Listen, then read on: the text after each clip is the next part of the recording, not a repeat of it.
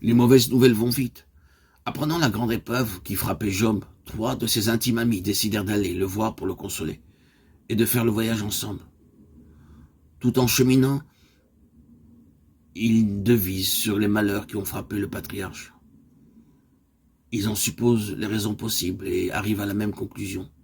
En conséquence, ils décident qu'ils parleront de telle et telle manière à celui que Dieu a mis à l'épreuve.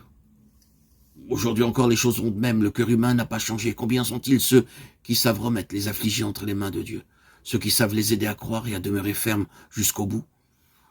Moins nombreux encore sont ceux qui peuvent dévoiler au cœur affligé les desseins à la réalisation desquels Dieu travaille en eux par l'épreuve. Ignorant les raisons profondes des tribulations qui atteignent l'enfant de Dieu, nous sommes enclins à juger d'après ce que nous voyons ou d'après ce que nous entendons, selon la mesure de notre développement personnel. Voici les amis de Job presque au terme de leur long voyage. De loin encore, ils aperçoivent un homme sur le tas de fumier hors de la ville. Quoi? Est-ce possible? Serait-ce Job? Job, le plus grand des fils de l'Orient? Ce pauvre erre sur la cendre pourrait-il être Job qu'ils ont connu? Ayant porté les regards sur lui, ils ne le reconnurent point. Ils élevèrent la voix et pleurèrent. Comment les puissants sont-ils tombés?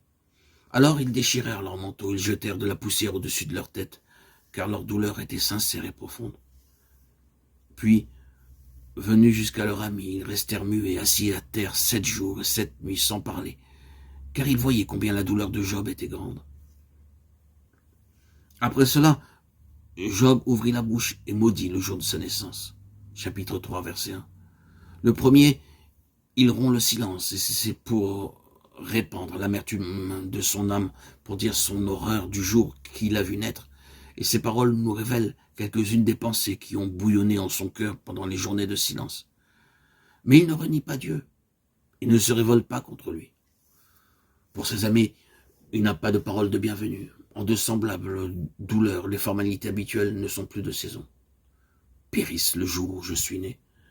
Ce jour anniversaire de ma naissance, ordinairement temps de fête et de joie, qu'il soit jour de ténèbres et de deuil.